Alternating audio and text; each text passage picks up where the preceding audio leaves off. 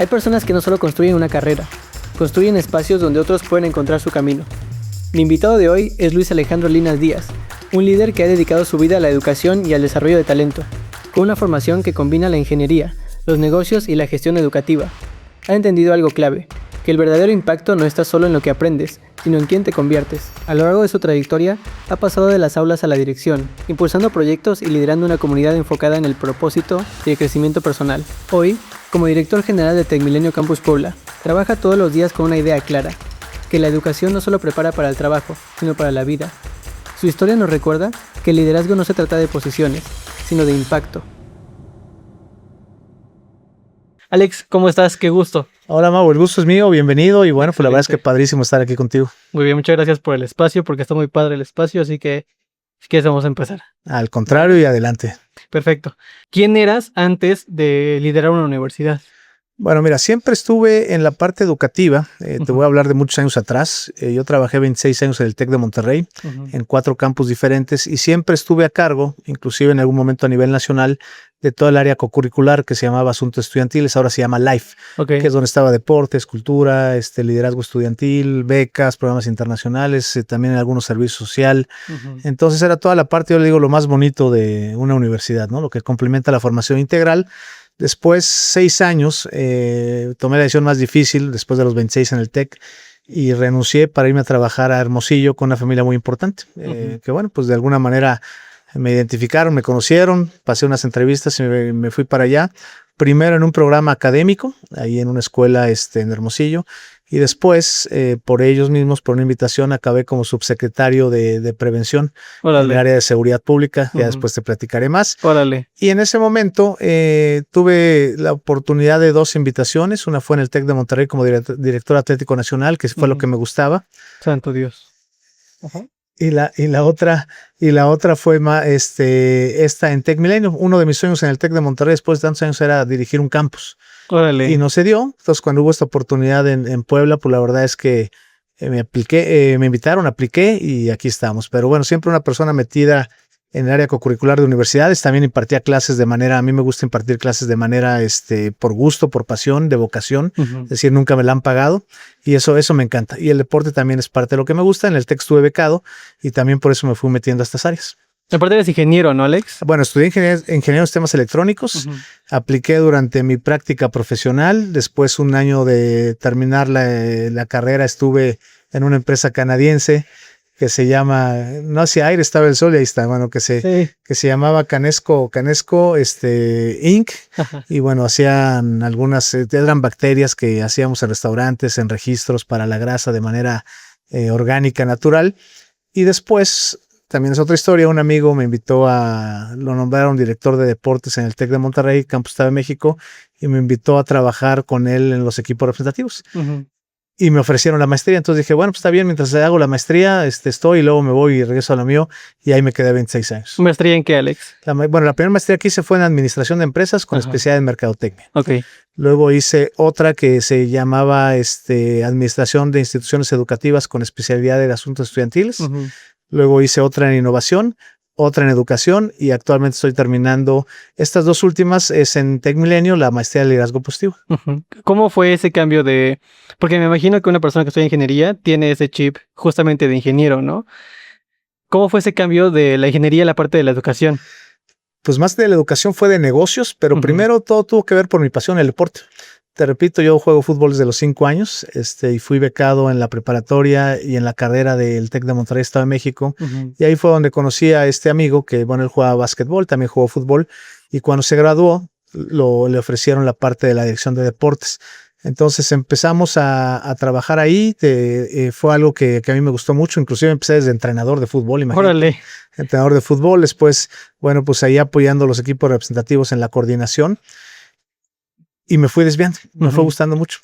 Dejé de aplicar la parte de electrónica de sistemas, no, porque empezamos inclusive a meter sistemas ahí en el área de deportes del TEC de Monterrey y fue un área que se convirtió en una de las más importantes del TEC de Monterrey en la formación. Tuvimos una gran participación, crecimos mucho y no nada más en resultados deportivos de campeonatos nacionales, sino también en talleres, en clases, y eso llevó a que fuéramos profesionalizando el área para complementar la formación integral. En ese entonces todavía no se llamaban competencias soft skills, sino eran las competencias personales, les llamábamos trabajo en equipo, comunicación, trabajo bajo presión, y fue tomando mucha importancia ahí. Órale, ese es un camino interesante. Sí, sí. Y me fui dedicando más, en las clases que daba eran de administración más que de ingeniería. Órale. ¿Y alguna vez dudaste sobre si estar en el camino correcto? Sí, por supuesto. Mira, estudiando ingeniería en sistemas electrónicos estaba muy seguro. Cuando me gradué, y fue un poquito más por la presión de mi papá, y tenía razón, pues me decía, oye, pues te pagué una carrera del TEC de Monterrey tan importante, cara, que también tenía beca, o sea, él pagaba una parte, pero de todas maneras aún con beca. Claro, es muy caro. Es caro, no es tan fácil o no es tan económico, ¿eh? Entonces él me dijo, y él tiene una empresa, tenía una empresa, en paz descansa mi papá, de artículos promocionales, y él quería que yo trabajara ahí. Entonces sí, un poquito de presión, pero después dije, pues no, me voy a lo que me gusta. Me voy a lo que me gusta. Justo hablando sobre ese tema es interesante porque siento que muchos jóvenes nos pasa lo mismo. Me incluyo porque sí es como un estigma social y más familiar cuando el papá o los papás quieren no mandar, pero sí bajo la parte del miedo indicarte a dónde quieres llegar. ¿Cómo fue esta transición? Mira, tenía alrededor de 23 años, fue complicado, no fue fácil, pero también en un corto plazo mi papá lo entendió y yo también lo entendía a él. O sea, entendía esa parte, ¿no? Claro. Y sobre todo que quería que trabajara con él en su empresa, pero te voy a decir algo, la empresa funcionaba muy bien mientras estábamos todos solteros. O sea, realmente, pues los únicos que a un papá lo que hacía era pagar la escuela, que él nos pagó a toda la escuela, por supuesto la casa, la comida, viajes, vivíamos clase media bien, pero ya cuando se empezaron a casar mis hermanos y empezaron a tomar una posición dentro de la empresa, pues era muy complicado que la empresa, o yo visualizaba que la empresa no iba a poder con tantas familias, pues éramos 4 hermanos, más la esposa, más los hijos que se podían tener. Entonces yo le dije en esa parte que no, y lo entendió, y yo creo que también mis hermanos lo aceptaron, porque sí, pues llega un momento en que una empresa, pues te digo, da una familia, papá, mamá, 4 hijos, pero ya cuando los hijos se casan y luego también tienen hijos, eso complicaba. Entonces la transición fue complicada, lo entendió, pero también él sabía que me gustaba mucho el deporte, pues él fue el que me inculcó en ello. Y lo que logramos hacer, pues también en muchos momentos se sintió muy orgulloso de lo que hicimos ahí en el área de deportes del TEC de Monterrey, y luego ya fui subiendo a lo que te digo de asuntos estudiantiles, ¿no? Claro. ¿Y tienes algún recuerdo de alguna conversación donde fue crucial este tema? Sí, claro, o sea, pues, a ver, y digo, no sé si la tengo tan presente, pero sí es un momento muy importante y bueno, me vas a hacer recordar esa etapa. Pues fue cuando estábamos platicando, oye, pues me gustaría que también participes en la empresa. Yo le dije, mira, papá, la realidad es que yo veo que mis hermanos están bien ahí, tú también, y lo mejor para mí creo que sería no cargar a la empresa, ¿no? Con una nómina. Pude ayudar en lo que ustedes me digan, pero también creo que sería mucho. Entonces, tengo esta posición o esta oferta, esta posición, y la verdad es que me encanta hacerlo. Y si en algo puedo ayudar, adelante, ¿no? Pero bueno, pues también entra un poquito la parte de los hermanos, ¿verdad? Que dicen, bueno, pues tal vez, y con toda razón, no necesitamos a alguien que nos quiera asesorar o algo, sino más bien pues nosotros estamos. Y ellos estuvieron a cargo de la empresa durante muchos años, igual con papá. Y yo creo que sí, a mi papá le dolió el que no estuviera trabajando para él y con la empresa. Claro. Pero seguramente también se dio cuenta que yo era muy contento donde estaba. ¿Qué era lo que cuestionaba? Pues lo que muchos papás, ¿verdad? O sea, cuando es que difícil es, oye, pues una escuela tan cara, una carrera tan difícil, y acabas en el área deportiva. O sea, ni siquiera fue un área de negocios, de emprendimiento. En ese momento la decisión la tomé para ser coordinador de un área deportiva. Claro. Entonces fue muy complicado, pero también eso me dio un gran crecimiento. O sea, yo creo que las carreras te ayudan con muchas bases disciplinarias, personales, me refiero a las competencias y habilidades, pero son muy formativas. Entonces eso te va a ayudar para poder generar y poder, de acuerdo a lo que te gusta y donde estés, a seguir creciendo y trabajar bien. A ver, te voy a decir qué diferencia yo hacía con muchos de los colegas de diferentes universidades cuando estábamos en deportes, pues eran directores de deportes, pero habían estudiado la carrera de educación física. Por supuesto, muy válida y súper reconocida, pero llegó el momento de tener sistemas, a ver, simplemente para hacer un draw de juegos, antes se hacían a mano, ¿no? Entonces, cuando yo usaba el Excel y lo hacía, se quedaban así, oye, qué padre, ¿va? Entonces, también eso es un diferenciador, ¿no? Claro. Entonces, está padrísimo, ¿no? Como que te aumenta la parte de capacidades, ¿no? Pues de capacidades y de hacer cosas diferentes a nada más coordinar viajes, coordinar becas, coordinar horarios de entrenamiento, compra de uniformes, pues también facilitas y automatizas una parte que era pues muy tardada, ¿no? Así como ahorita la inteligencia artificial, claro, no era a ese nivel, pero sí, ¿no? Claro. ¿Alguna recomendación que le podrías comentar a algún joven que esté como en esa, a lo mejor, situación, transición, en la que sus papás a lo mejor no entiendan a dónde quiere llegar? Pues mira, a ver, la primera es que entendamos que para mí hay dos decisiones que son las más difíciles en nuestra vida. La primera es esa que comentas, que es los jóvenes cuando están terminando la prepa y están pasando a una mayoría de edad, viene la primera decisión más complicada, que es ¿qué voy a estudiar y a dónde? ¿Por qué? Porque bueno, entran muchas dudas y más ahora que hay muchas ofertas y hay muchas universidades y hay pues muchas megatendencias o tendencias en las empresas que nos distraen y que son muy dinámicas. Entonces tú estudia y tú enfócate en algo para lo que eres bueno y en lo que puedes aportar. Claro. Y que además puedes disfrutar. Esa es la pasión. Eso sería lo primero.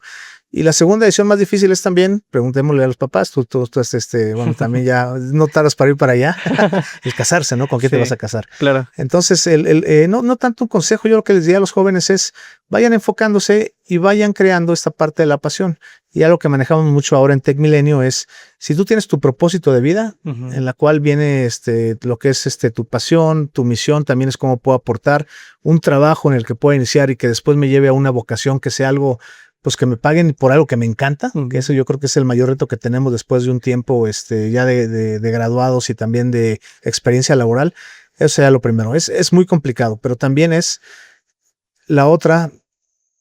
Siempre buscamos sí complacer a los papás, pues claro que es un merecimiento, ¿va? Ellos son los que nos dieron la vida y son también que nos van formando desde pequeñitos, desde que nacemos hasta que estamos ya más adultos, algunos en la mayoría de edad, otros todavía mucho más años, pero es que ellos demuestren que la decisión que están tomando están seguros, a pesar de tener dudas, pero que los va a llevar a forjar esa persona que sueñan ser, ¿no? Y eso los papás lo tienen que entender, aunque un papá te presione, porque a lo mejor fui ingeniero, a lo mejor fui doctor, bueno, pues creo que también en algún momento, no a la primera, va a ser muy entendible, ¿no? Sí, y justo hablando sobre la parte de propósito de vida, me gustaría preguntarte primero a ti, ¿cuál es tu propósito de vida? Bueno, sí lo tengo. Mi propósito de vida, por supuesto, es trascender en mi círculo de influencia, en donde esté, en la familia, impartiendo clase, en la institución donde esté trabajando, y trascender para generar un impacto formativo y que todas las personas que estén cerca de mí, ahorita no lo tengo tan memorizado, pero bueno, por ahí lo tengo bien escrito, después te lo paso, y que todas las personas que estén cerca de mí siempre quieran escuchar algo que les estoy transmitiendo y yo también aprender de ellos, que ellos aprendan de mí y yo que aprenda de ellos. Y también va orientado a crear una mejor sociedad, una sociedad consciente en la que todos actuamos en base a un bien común. Claro. Entonces, y a quien lo logre impactar, ¿verdad? Quien no, bueno, pues será algo que tal vez me duela, pero si son 10, de 10 son 5, 4, 3, 2, es lo que siempre estoy buscando. Sí, justamente. ¿Y tú consideras que el propósito de vida se construye o se encuentra? Yo creo que se construye, pero mira, más que se construye o se encuentra, creo que se elige. Y eso depende de nosotros. Hay quien me ha dicho, es que yo ya desde que tenía 5 años o a veces desde que nací ya quería esto. Sí, padrísimo, pero lo puedes ir adaptando. Entonces, yo creo que si ya crees que lo tienes, pues entonces si estás convencido y te gusta, pues síguelo fomentando. Si crees que no, trabájalo. Lo que no se vale decir, no lo tengo, no sé qué va a pasar. No, pues si no lo tengo, construirlo. Si ya lo tengo, o la otra es que me gusta otra cosa y como yo creo que ya lo tenía desde que nací o desde mi familia, por la influencia, por lo que sea, no, pues también construirlo. O sea, la parte es que no te quedes si lo construiste o si ya lo traes de arraigo y no te gusta, que no hagas nada. O sea, siempre puedes hacer algo para hacerlo. Y si ya lo traes y te gusta, adelante. Y si no lo traes y quieres hacer algo, lucha por eso, ¿no? Te digamos que el propósito de vida se puede evolucionar, ¿no? Totalmente, y cuando hablo de elecciones eso va, o sea, yo elijo lo que quiero en mi vida, ¿no? Claro. Que si lo consiga, no, bueno, pues siempre es mejor intentarlo a no intentarlo. Justamente, ¿no? sí, esa es una palabra muy bonita porque siento que muchos jóvenes quedan en el ¿qué pasaría si? En vez de intentarlo. Solamente Totalmente. lo piensan en vez de que De lo acuerdo, y hagan bueno, bien. eso está clarísimo, ¿verdad? O sea, en el deporte, los que nos gusta el deporte, dices, híjole, pues me da miedo perder. Pues sí, pero juega, inténtalo, enfréntalo, y si pierdes, vas a avanzar más que si no lo intentaste, porque hay quien dice, no, pues mejor no le entro porque voy a perder, pues eso te Claro. detiene y eso no te deja avanzar ni crecer. A lo mejor no lo logras, pero vas a subir tantito, ¿no? Y vas a mejorar.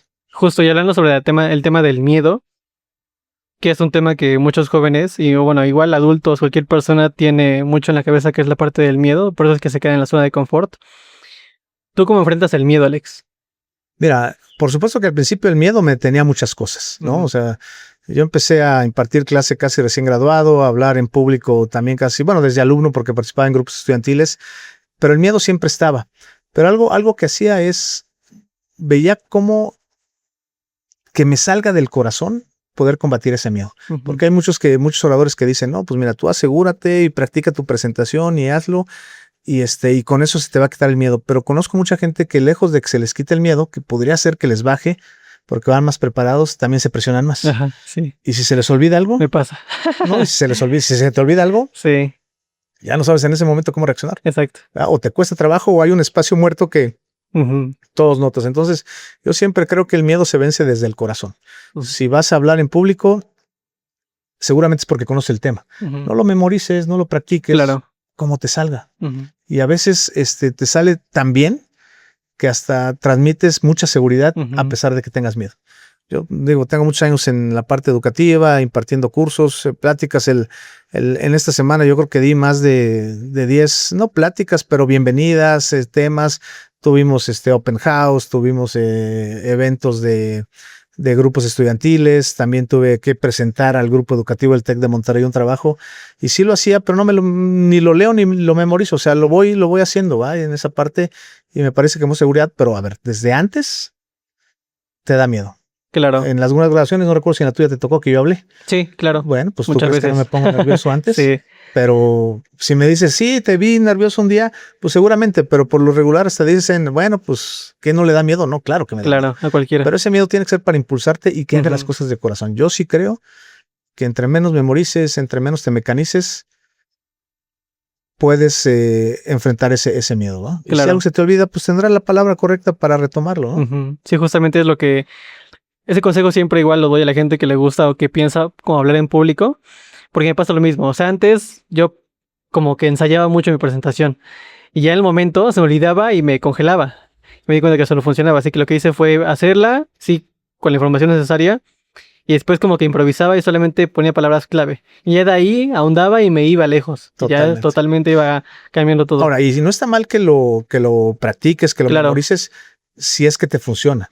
Pero yo sí he visto mucha gente, inclusive oradores importantes, que tal vez tenían ya una idea y seguramente se les va algo, se les pasa o a lo mejor se distraen y es muy complicado regresar, ¿no? Sí. O se nota simplemente. Sí. Entonces, pero esa es la parte, más bien es lo que te funciona. A mí me funciona eso, yo nunca ensayo nada, o sea, es más, hasta me dicen, oye, ¿y no apuntas? Ah, bueno, sí, cuando estoy en la grabación, un invitado especial, apunto esos 3 puntos y hasta de ahí me baso para mi speech, ¿no? En esta parte. Pero yo creo que siempre lo más importante es que te salga el corazón y eso viene de que lo conoces, ¿no? Claro. Se lo decimos a los chavos cuando van a presentar un proyecto y se ponen, no te pongas nervioso, el proyecto sí lo hiciste tú, sí, tú lo conoces. Entonces presume lo que tú conoces y lo que te costó tenerlo, ¿no? Justamente. Preocúpate cuando te pongan a hablar de lo que no conoces. Exactamente, ahí sí ya. Pues ahí mejor di no sé y no le entro, ¿no? Exactamente. Y igual como hablando sobre el tema del miedo, aparte igual el tema del estancamiento puede ser profesional. Hay mucha gente allá afuera, y más en la actualidad, que se siente estancado entre los 25 o 30 años, ¿no? ¿Qué le comentarías a esta persona? Pues tienen que buscar ser diferentes. Cuando estamos estancados es porque estamos haciendo lo mismo y a veces no estamos abiertos para cambiar. Es más, cuando nos dicen, oye, intenta esto, hasta nos enojamos, ¿no? Entonces yo creo que, mira, hay una parte padrísima. Me gusta Tony Nadal, que es el que fue el tío y entrenador de Rafael Nadal. Ya no lo entrena porque ya se retiró Rafael Nadal, pero le preguntaban, oye, ¿y cómo los niños que entrenaban o el mismo Rafael Nadal, cómo eran desde pequeños, ¿verdad? ¿Cómo atendían la frustración, ¿no? De perder? O sea, pues cuando juegas tienes que saber perder. Y lo que él decía es, el problema es que los jóvenes actuales no tienen un nivel de tolerancia a la frustración. O sea, tantito hay algo que no les guste o que no puedan hacer y alguien los va a defender, hablando de los papás o hablando de alguien, y se van a estancar ahí, ¿no? Muchos de nosotros te salía algo mal, pues sí te dolía, llorabas un ratito y ibas por todo para seguirle, ¿no? Y a veces eso genera que se me quede una parte de antecedente y que ya no quiera hacerlo porque voy a pensar que como me fue mal, me va a ir siempre mal. Claro. Entonces, esa es la parte donde decir, oye, no es frustración, no es algo que me detenga, sino me salió mal, pues voy a mejorarlo. Inclusive también cuando me salió bien, lo puedo mejorar todavía, ¿no? Entonces, siempre es que entiendas que no todo te va a salir bien. Claro, ¿sí? Principalmente. Digo, tampoco todo si todo te sale mal, pues sí, síguele trabajando, intentando, pero si algo no te sale bien es porque es un gran reto, es algo nuevo tal vez, aprende y arriésgale y hazlo, ¿verdad? Pero sigue trabajando, o sea, no te quedes en decir, híjole, no pude y ya no voy a poder, ¿no? Pues no pude y lo quiero hacer, si es que lo quieres hacer, también se vale decir no lo voy a hacer, ¿no? Claro. ¿Y qué opinas, igual justamente hablando sobre a lo mejor, no nivel de frustración, pero sí como que son muy cambiantes en ese aspecto? ¿Tú consideras que es bueno y como el cambio en la parte profesional? Pues mira, estás hablando con alguien que ha cambiado mucho profesionalmente. O sea, yo en el TEC de Monterrey estuve en 4 campus diferentes, imagínate, 4 ciudades diferentes. Órale. Luego en Hermosillo fue una quinta y regresar a Puebla fue la sexta. Te voy a decir cuáles son o sea, sí cuesta mucho trabajo porque conocer gente o si vas a una posición de liderazgo, la gente con la que vas a trabajar, pues también no te creas, a veces no te recibe tan bien, ¿verdad? Claro. O sea, tienes que conocerlos y trabajar y exigirles, pero también cuidarlos. Pero eso es en la parte laboral. Pero en la parte personal, yo te diría, a mi esposa y a mí, tenemos muchos amigos de todos lados, en donde hemos estado, principalmente a ella la aprecian mucho. Y hemos disfrutado mucho y cambia el estímulo, hasta la casa, hasta la recámara, el vivir en el mismo lugar, en la misma cama, pues es lo que estoy diciendo, o sea, si haces lo mismo va a pasar lo mismo, entonces claro. Eso a nosotros nos ha ayudado mucho, pero también hay mucha gente que nos cuestiona y nos dice, oye, pues ya, ¿por qué se mueven tanto? Pues sí, tiene que ver yo tengo al revés de lo que mencionas, yo tengo una parte donde digo, no que me aburra ni me canse, pero siempre estoy enfrentando nuevos retos. O sea, y si llego a cumplirlos o creo que ya no lo cumplí o que ya terminó mi ciclo, busco nuevas opciones. Y así ha sido mi vida pues desde que me gradué. He estado, te repito, en diferentes lugares, pero también lo positivo de eso es que te da muchas oportunidades, conocer más gente, más amigos, salir de la rutina. Si siempre salir de la rutina, por ejemplo, en tu casa en Puebla, bueno, pues el salir de la ciudad todavía es más. Claro. Pero es un gran reto. Sí, justo como ser multidisciplinario, ¿no? Te ayuda eso, porque conozco mucha gente que se queda estancada como en el conozco esto y aquí me quedo para siempre. Y está bien, o sea, sí, también conozco gente que dice, a mí me gusta aquí, no me muevo, pues está bien. Pero que te guste. También conozco gente que no se ha movido y dice, no, es que no estoy bien aquí, pero no me muevo porque no quiero arriesgar. Pues no, ahí es donde dices, pues mejor arriésgale, ¿verdad? O no te estés quejando y adáptate a eso y disfrútalo, ¿no? Sí, justo. Tú que estás en la parte educacional, en la parte de educación profesional, ¿cómo ves el panorama con respecto a la educación en México actualmente? A ver, tiene que haber un cambio. Me preocupa mucho lo que está sucediendo en la parte de empleabilidad. O sea, las opciones de empleabilidad, y me refiero a las empresas extranjeras que están saliendo de México. Claro. Me parece que eso es un grave error. Y claro, todo viene a raíz de lo que está pasando con el presidente de Estados Unidos. Pero yo creo que la parte universitaria está trabajando. Conozco muchos colegas de diferentes universidades en Puebla, en toda la parte de México y también del extranjero que están haciendo caso a cuando nos critican y dicen, oye, el sistema educativo es el mismo de hace 80 años, ¿no? Que está el profesor y 20 jóvenes en sus sillones. O sea, ¿qué es lo que diferenciaba? El pizarrón de gis verde y los sillones, las sillas de madera. Ahora ya hay digitales y blancos y ya las sillas que se mueven, pero el esquema es el mismo. Entonces tenemos que cambiar esa parte de hacerlo más participativo, no que 30 alumnos aprendan de un profesor, sino más bien al hacerlo participativo y de innovación, que todos aprendan de todos. Todos tenemos que aportar en algún reto. Entonces, yo lo que creo es, a algunos les va a costar, algunas escuelas desde educación básica hasta universidad les va a costar, pero me parece que quienes van a lograrlo son quienes van a arriesgar y hacer un cambio verdadero, es decir, que sean disruptivas, ¿no? Claro. Eso es lo que va a pasar. Y tienen que... la otra vez estaba escuchando a un colega que decía, no, pues es que ya las carreras y las materias y los cursos y los idiomas los puedes hasta gratuitos, ¿verdad? En internet o en todas las plataformas. Y es correcto. pero eso es lo que está sucediendo con la juventud, es lo más riesgoso, que están perdiendo esa sociabilidad. Justamente. Entonces, eso genera muchas cosas y yo creo, la parte co-curricular, deportiva, cultural, todo eso es lo que va a dar esa diferencia, pero también dentro del salón de clases tenemos ese reto de que surja, ¿no? De que no solamente se sienten, escuchen y hagan tareas, ¿no? Que sea participativo, que sea en base a retos, que sea en base a competencias y que los chavos tengan, desarrollen ese tipo de habilidades. Entonces, ¿cuál es el reto? Que quien no se quede, o sea, quien mantenga el mismo modelo, se va a quedar estancado y va a desaparecer y le va a ganar la inteligencia artificial, las plataformas gratuitas, todos los modelos educativos, pero quien siga con su modelo híbrido, presencial, basado en certificados o donde sea, pues seguramente va a tener un buen impacto, ¿no? Va a costar trabajo porque también primero hablan. Te voy a decir algo aquí que apaga la cámara, pero dicen, oye, no, la educación tiene que transformar, sí, pero quienes nos hemos transformado, también a mucha gente le da miedo y dice, no, me regreso a lo normal. Claro, sí, justo. Está bueno el reto, que es complicado el reto. Y hablando justo aparte sobre la educación, siento que justo como dice tu colega, ¿no? Estamos estancados porque no queremos evolucionar. Tenemos miedo a la parte de evolucionar. Totalmente. Y justo por las nuevas tecnologías. Y sí, he escuchado mucho este tema con muchos jóvenes que están en secundaria, por ejemplo, que dicen, ¿yo para qué voy a la universidad? Si puedo buscar un curso en internet, en YouTube, y me sale completamente completo, ¿no? ¿Sí? Y yo siempre les respondo, sí, pero allá en la universidad vas a aprender a socializarte, a generar contactos, a hacer como esta parte del networking, que actualmente se conoce así, ¿no? A ver, totalmente. Bueno, primero te voy a decir la diferencia entre las maestrías, las dos primeras que tomé a las 3 siguientes. Las dos primeras fueron presenciales. Claro.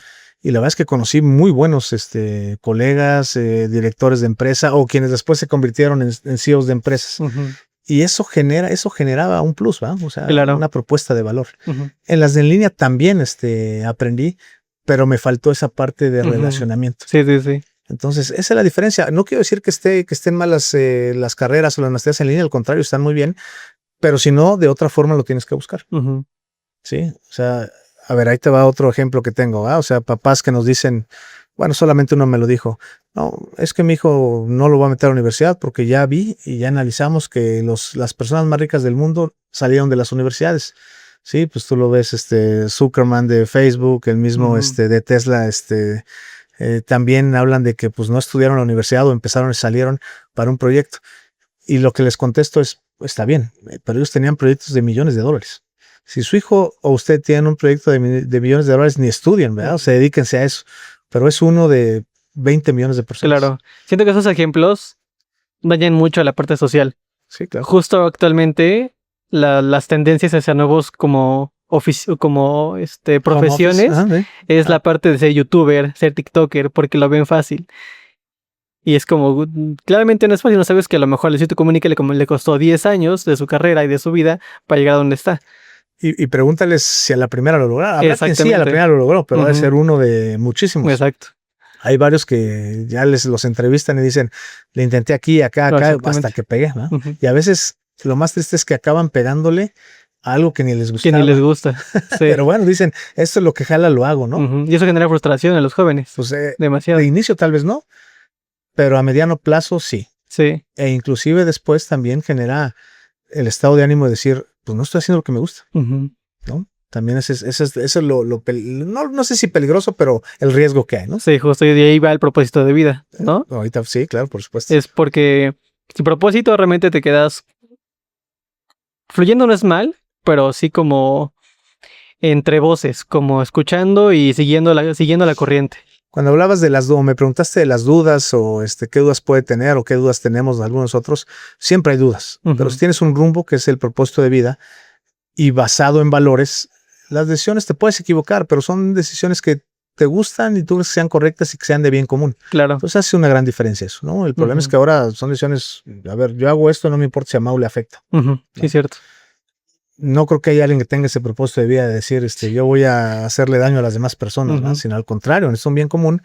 Pero yo ataño eso a quienes piensan más en el bien común es porque no tienen un propósito de vida que vaya en un impacto social y una mejora de la comunidad. Claro. Y claro, primero de la persona, ¿no? Y justo hablando, bueno, el tema de la parte de la educación, ¿qué habilidades deberían de enseñar hoy en México? desde la primaria hasta la universidad. A ver, la primera es trabajo bajo presión. Ese es un trabajo. Los jóvenes también, a ver, lo sabes, ¿no? Y hay un modelo en Suiza, no recuerdo dónde, que decían, es que no te dejen tareas. Sí, pero también es una cultura, ¿no? Sí. Y ellos ponen atención y no llevan celulares durante sus clases. Exacto. Así yo también diría, pues no hay tareas, ¿va? Ajá. Pero si ahorita traemos jóvenes que van o que luego no van a clases o que están en el celular, claro, también tiene que ver mucho con el profesor, pero bueno, eso ya será otro tema.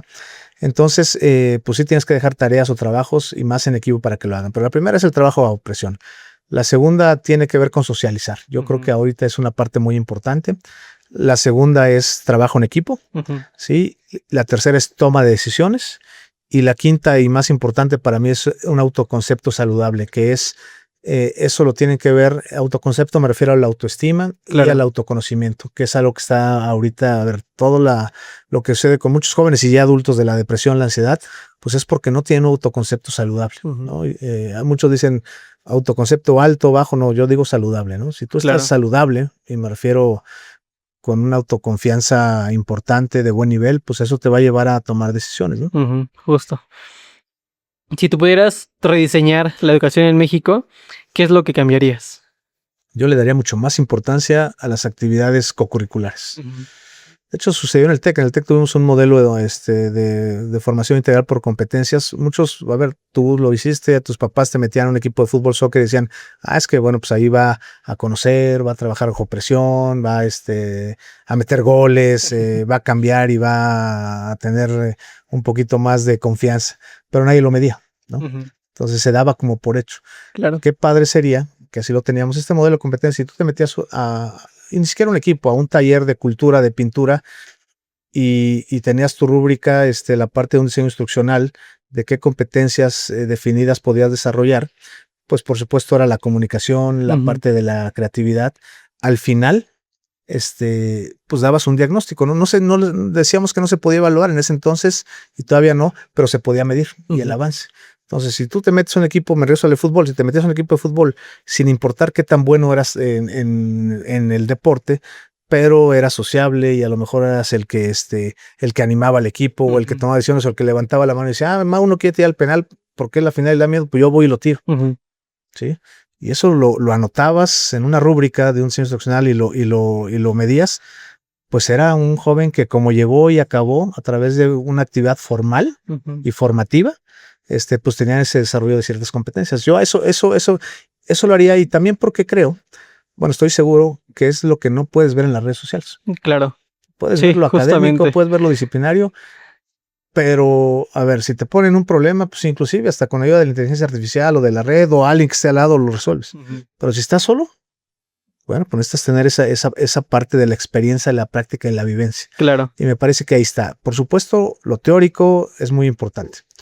Pero para mí es más importante el desarrollo de competencias. Yo no le llamo suaves, las soft skills, porque se me hace como que bajitas. Yo le digo las más importantes, las de la vida, porque son las que no nada más en la academia, sino en tu trabajo, hasta con tu familia, ¿va? Te peleas con la pareja y bueno, pues necesitas esas habilidades personales para saber cómo, en qué momento pelear, o en qué momento ceder, o en qué momento hablar, o en qué momento decir hasta, bueno, pues ahorita lo dejamos y después lo hacemos. Pues todo eso es un aprendizaje, ¿no? Y eso lo aprendes en la vida diaria.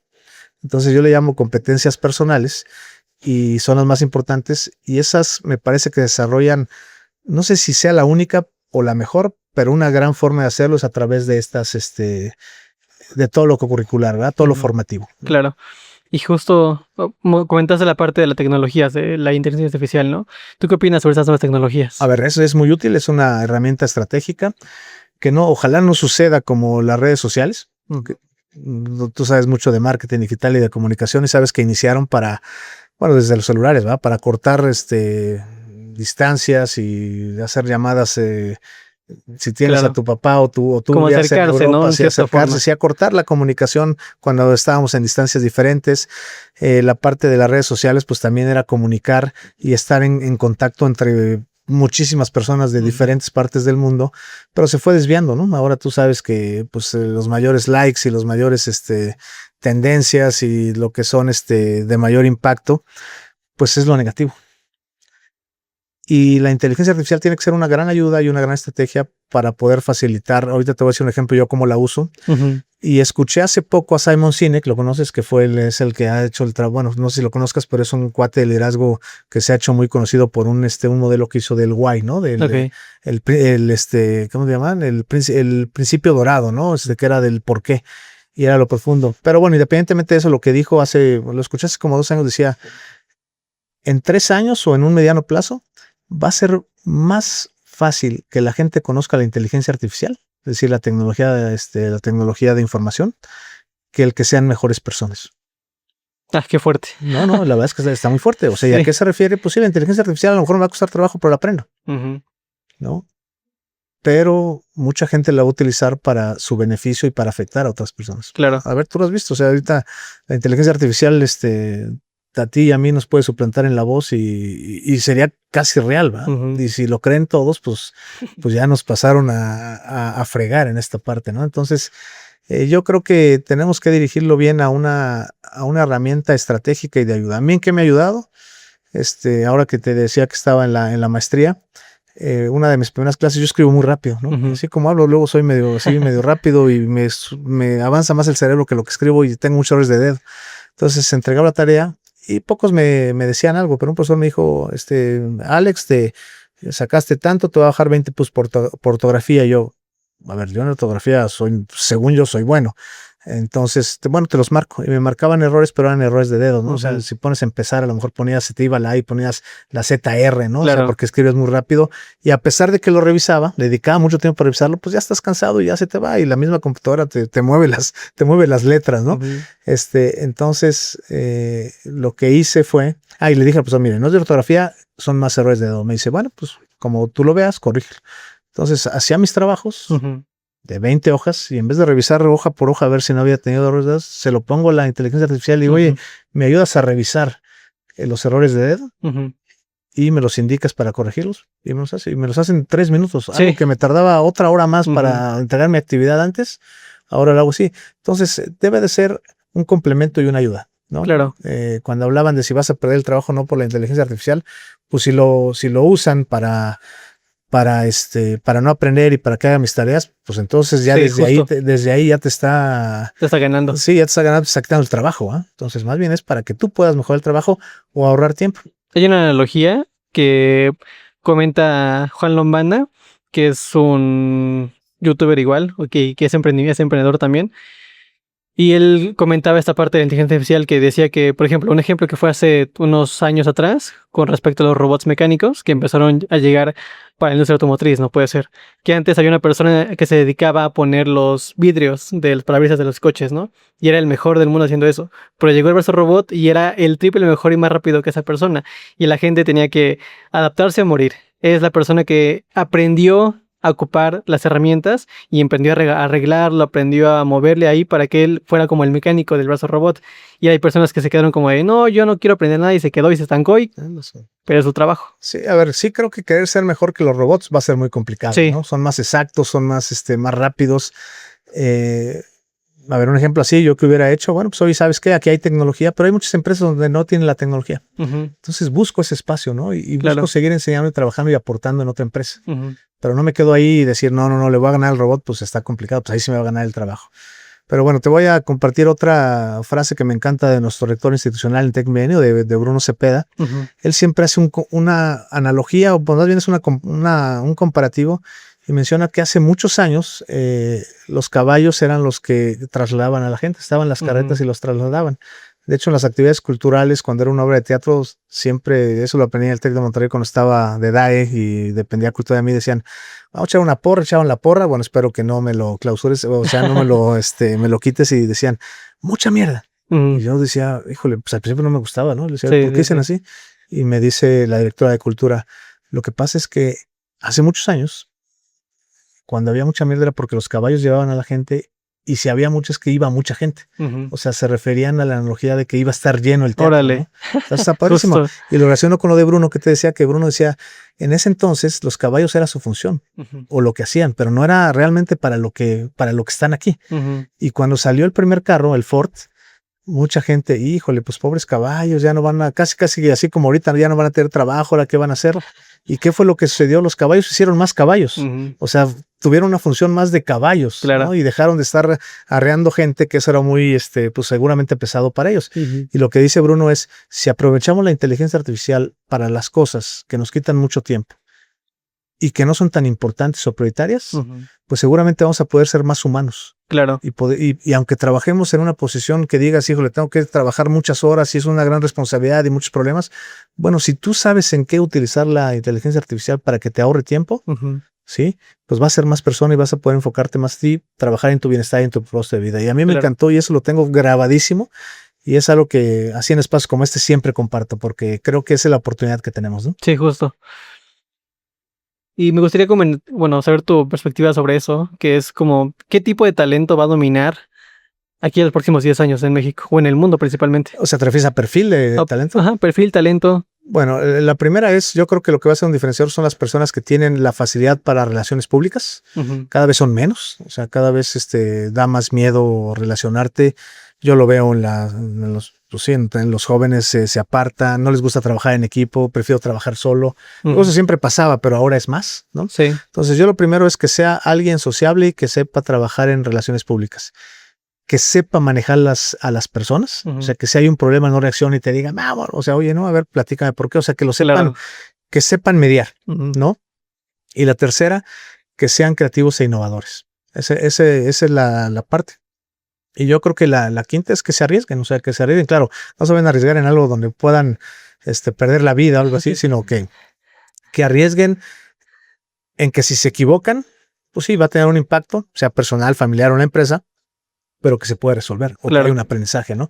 Lo que no debe suceder es que si me equivoco una vez y no aprendo y me vuelvo a equivocar en lo mismo y vuelvo a equivocar en lo mismo, pues entonces ahí sí no sirve de nada toda esta parte. Entonces, para mí son las personas las que, híjole, no sé si voy a decir algo que no va a gustar mucho, pero las personas que no son introvertidas, es decir, que son extrovertidas y que se arriesgan a enfrentar al mundo y que disfrutan de estar fuera de su casa, de aprovechar el deporte, de aprovechar la cultura, de querer crecer en su trabajo, de seguir preparando y ser mejores, son los que van a salir adelante. Claro. No te voy a hablar de los más inteligentes, ¿no? Sino de los que van a ser pues más dinámicos, ¿no? Sí, justo porque hay personas, y sí me ha tocado verlo de viva voz y viva presencia, que es en la prepa, secundaria eran, por decir los burros, ¿no?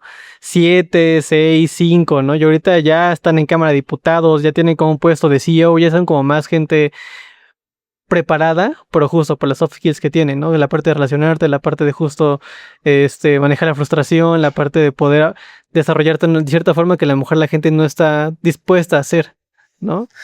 A ver, totalmente de acuerdo, y eso tiene que ver con, híjole, bueno, pues si no lo quiero hacer, pues nada más identificar muy bien por qué no lo quiero hacer, ¿va? Si es por miedo, lo que platicábamos, si es porque no lo sé, y todo lo puedes enfrentar. Si es por miedo, lo enfrentas. Si es porque no lo sé, lo aprendo, ¿no? Entonces me parece que eso es lo que esas personas que se animan a aceptar, me equivoqué, no lo sé, estoy siendo del montón, bueno, ¿qué sigue? Y no quedarme ahí. Quienes se quedan ahí creo que son las que no van a tener un desarrollo personal y éxito en lo que hagan, ¿no? Claro, y cómo podemos cambiar ese chip, ¿no? Porque muchas personas sí tienen como justo miedo del cambio, ¿no? ¿Cómo se puede cambiar eso? A ver, yo no te puedo cambiar a ti, ni tú me puedes cambiar a mí. Eso tiene que ver con lo que te decía del autoconcepto saludable. ¿Sí? Y si tengo miedo de cambiar algo, es porque es algo que me está deteniendo y que me da, híjole, o sea, me da pánico arriesgarme y que me digan, no eres bueno.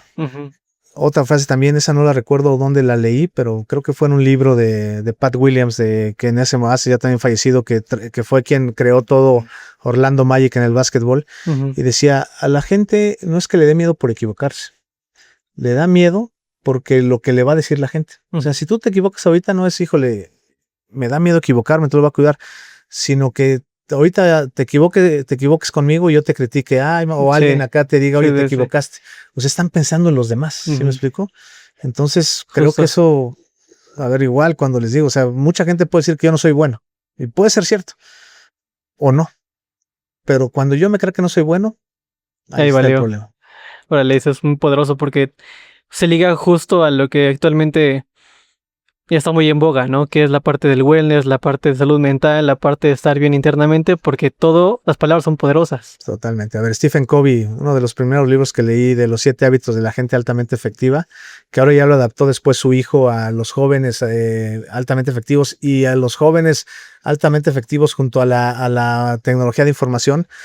Decía, imagínate, Covey, yo creo que lo leí hace 25 años o más el libro. Él hablaba de que las enfermedades más comunes en un tiempo, él hablaba de 15, 20 años, iban a ser las emocionales. Y fíjate qué razón que tengo. ¿Y cómo son? Y ahorita es lo que está haciendo. Sí, justo. ¿Sí? ¿Cómo puedes encontrar una vida con propósito? Encontrar, no, la tienes que crear. Claro. O sea, la tienes que crear y te digo, primero yo creo que la pasión es lo primero. ¿Cómo yo defino la pasión? Y tiene que ver con hay muchos modelos, pero a mí el que me encanta es el Ikigai. ¿Sí sabes cuál es Ikigai? Claro, el japonés. Y a ver, te voy a platicar por qué me encantó. Bueno, yo soy fan de Karate Kid, o sea, yo vi la primera, imagínate, en el 70 y tantos. Ya ahorita la serie y todo ya me gusta mucho, pero está ahí entonces de profesor Miyagi y todo, pues marcó pues ya no sé si decir mi juventud o mi infancia. Y el Ikigai eran dos, bueno, eso es en Japón, pero había dos investigadores, García y Mirey, es un español y un francés, que escuchaban que la longevidad de mayor promedio de vida, espero que no sea un pleonasmo, era en Japón. Y decían, caray, ¿dónde está? Y resultó que estaba en Okinawa, que Okinawa era el mismo lugar donde el maestro Miyagi tenía salió ahí su academia, se fue a Estados Unidos y después en una película regresan ahí. Y decían en Okinawa, bueno, era pequeño, y descubrieron que en Okiwi, un lugar así muy pequeñito, de no más de 100,000 habitantes, pues tenían un promedio de vida, o sea, de vivir, no tanto de disfrutar la vida hasta la edad que tenían, de 103 años. Sí. Entonces dijeron, a ver, ¿de dónde? Y fueron a investigar. Y fueron a investigar, vivieron ahí un año, fueron a Okiwi, que era un lugar ahí donde también estaba Okinawa y ahí del Karate Kid, por eso te lo relacionaba. Y empezaron a vivir con ellos. Y les preguntaban, oye, ¿cuál es la razón de que vivas tantos años? Y contestaban, mi Ikigai. Entonces, Ikigai, ¿qué vieron? Pues bueno, el Ikigai no hay una traducción literal, pero sí es la razón de vivir, mi razón de ser. Claro. ¿No? Y hay una parte padrísima de un señor que ya tenía, bueno, ahí va, está en un cumpleaños, no traigo la foto, luego lo uso para mis cursos y mis pláticas, un señor más fregadito que yo, mucho más, y estaba en su pastel y estaban soplándole, ¿no? Al pastel. Entonces que le dijeron, felicidades, oye, ¿cuántos años cumples? 82. Y todos empiezan a reír, jajaja, y estos, pues, ¿de qué se ríen, no? Y le dicen, no, pues es que cumplo 97. Entonces imagínate qué padre. Y le dicen, oye, ¿cuál es tu deseo para después de 97 años seguir soplando velas el siguiente y conviviendo con toda esta gente? O sea, imagínate qué padre. O sea, no pensó en otras cosas, ¿no? Y había otra foto de una señora que siempre estaba sonriendo, ya grande. Y decían, esta señora, y así la mayoría de todos, no dejaban de sonreírnos. O sea, no te veían ni tú qué haces aquí, ¿verdad? O sea, desde que llegamos nos recibieron y nos saludaban. Y hablan de muchas características que los ayudaban ahí desde la naturaleza, desde convivir. Si ya estaba muy viejito, pues nada más, aunque sea, o sea, no dejar de moverme, una pelotita, algo así. Entonces, la verdad es que está padrísimo. Y eso para mí es el propósito de vida, ¿no? O sea, es cuando hablan de éxito y fracaso, oye, ¿tuviste éxito? Pues me fue bien, ¿no? Pero el éxito es ya cuando tenga muchos años después. El fracaso, pues no me fue bien, pero seguramente va a poder hacer otra cosa. Y fracasado para mí es que no tengas un propósito de vida y que la gente no te quiera, y tu familia, ¿no? Sí conozco gente que la misma familia, pues ya no quieren ver a su papá porque era un canijo, ¿no? Sí, y sí pasa, comúnmente. Entonces es eso, el propósito de vida es la pasión y también a través de la pasión, cómo puedes, a través de algo que eres bueno, también apoyar a crear una mejor comunidad, ¿no? Para mí. Y justo hablando sobre el mismo tema que es la parte de a lo mejor buscar un propósito más allá de lo que tú conoces, ¿qué como consejo, qué palabras le dirías a una persona y cual quiere cambiar su vida? Bueno, si quieres cambiar tu vida, primero identificar qué es lo que quieres cambiar, ¿verdad? Y por qué no lo has cambiado. Y si lo relaciono con el propósito de vida, otra vez es que no has identificado cuál es tu pasión. De hecho, la pasión nosotros en TecMiedo la referimos hasta para emprendimiento.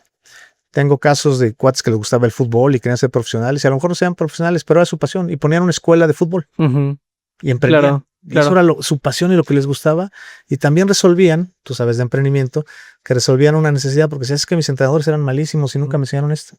Pues entonces emprende, hazlo, Y tú ayudas a los jóvenes que tú no llegaste a tener en una academia de fútbol, Claro. para esa academia de fútbol para que resuelva ese problema y crezca. Y es tu pasión.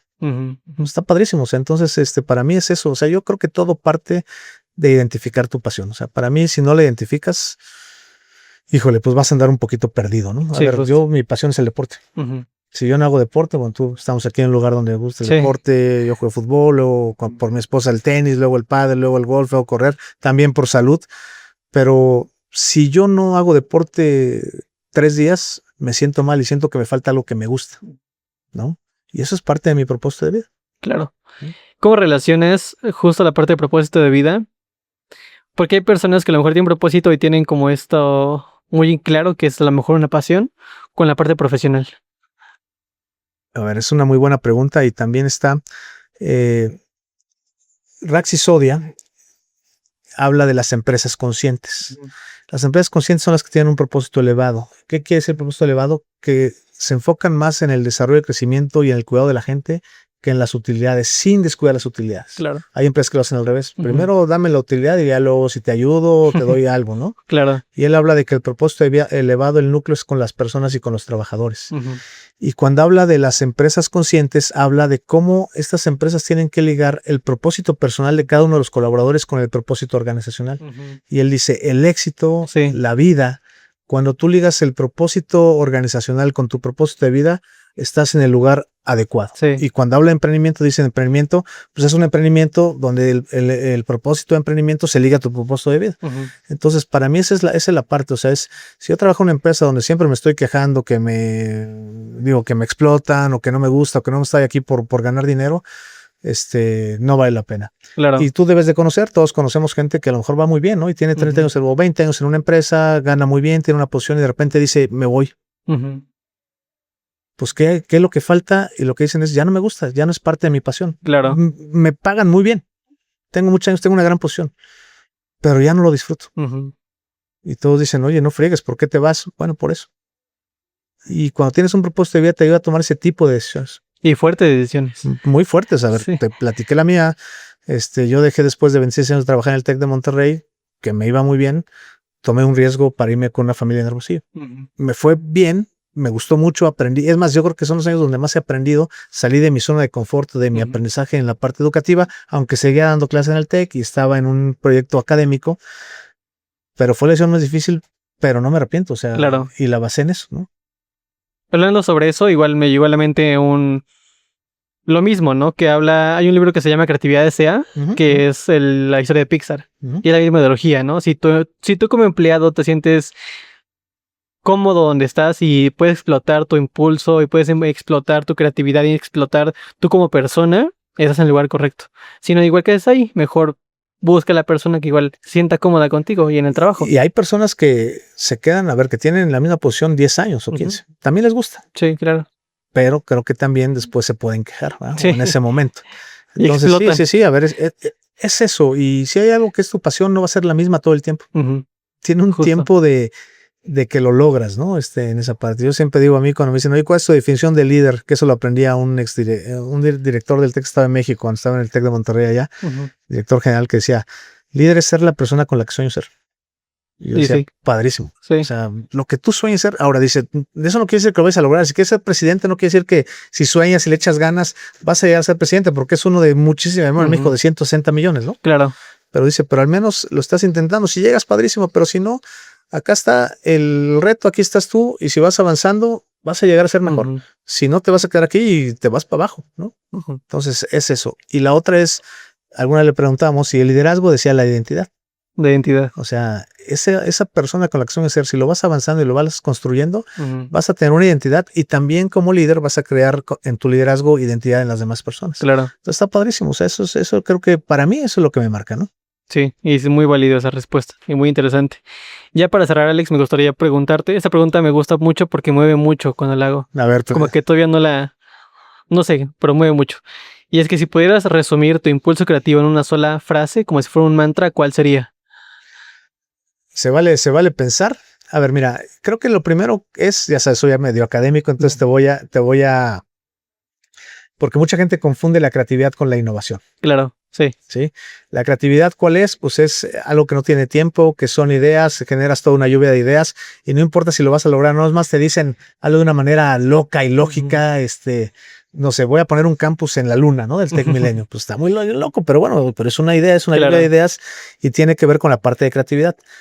Pasa en muchas empresas como Google, tienen gente que está creativo y están en sus juegos de billar y de arquitectas, pero van, les da una idea, lo apuntan y a veces tienen 10,000 ideas a la semana. ¿Eh?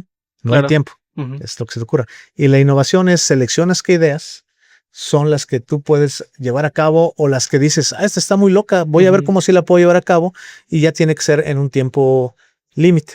Claro. Yo lo que te diría es, para mí, lo que sería creatividad es crear, y más con el mundo actual, son los quick hits o quick wins, que son, haz algo en tu vida o en una empresa o un emprendimiento, una startup, que tenga un impacto y que sea rápido. Y no te quedes ahí. O sea, tenlo, te va a durar 1 año, 2 años, pero sigue preparando lo que sigue. Claro. Y eso te hablo no nada más de emprendimiento, sino te hablo de lo que tú estás haciendo. O sea, en la vida, a ver, yo tengo un proyecto de hacer en Tec Milenio Puebla, lo hago. Yo sé que va a costar en diseñarlo 6 meses y en implementarlo 2 años, pero tal vez en esos 2 años ya tengo que estarlo cambiando, ya tengo que estar pensando si eso va a crecer, se va a escalar o si lo tengo que cambiar. Entonces yo creo que para mí, de acuerdo a lo que te digo de creatividad e innovación, es un quick hit o un quick win, ¿no? Entonces, cosas, ya no piensa a largo plazo, ¿no? Algo rápido. Algo rápido.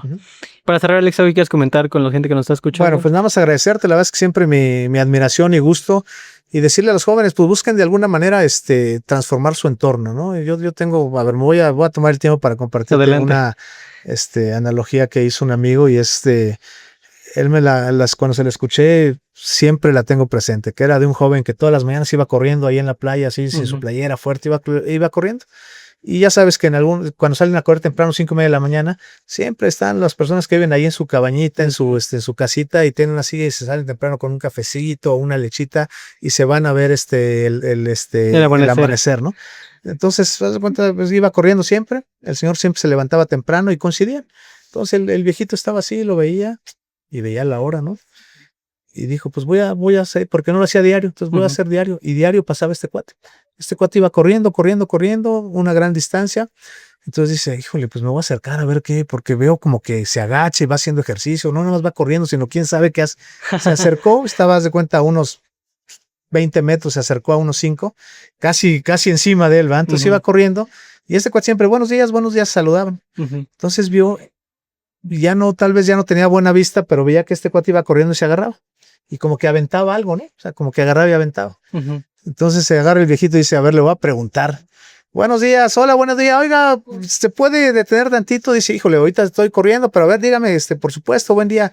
Oiga, qué padre, pues muchas felicidades. Aquí lo veo diario a la misma hora y se ve que corre muchísima distancia, ¿va? Y le dice, sí, mire, todos los días me levanto a las 5:15 de la mañana para correr.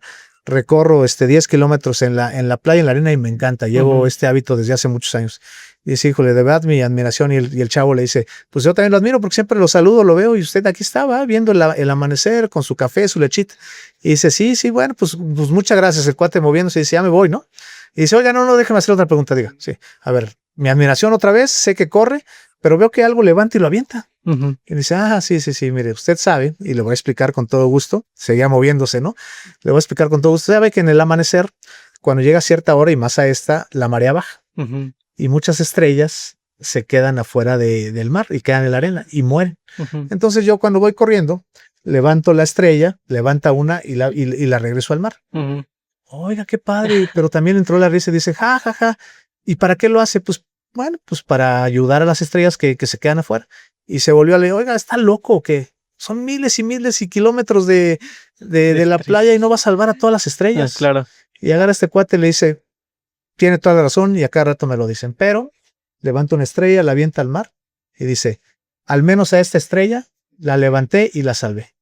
No se trata de salvar a todo el mundo o de resolver todos los problemas, pero se trata desde que yo tengo una oportunidad hasta de recoger un papel del piso y guardarlo, y eso es lo que tenemos que hacer, eso es lo que se ha perdido, eso es propósito, eso es ya hasta ser disruptivo, desafortunadamente, ser creativo, ser innovador, ser diferente. Entonces yo lo que te diría es, te lo comenté, no sean del montón, lo que les digo es, sean diferentes, sean propositivos. Sí, también está, ¿no? Pues Mau, como todo mundo lo hace, aunque esté mal, pero yo también lo hago porque todo el mundo lo hace. Pero si está bien y nadie lo hace, no lo hago, no importa. Claro. Ya, desafortunadamente son los diferentes. Bueno, pues si es eso, sé disruptivo y piensa en un bien común. Justo, Alex. Muchas gracias por tu tiempo. No, gracias a ti, Mau, y Excelente. padrísimo y mucho éxito. Gracias. Bien, Alex. Muchas gracias. A ti.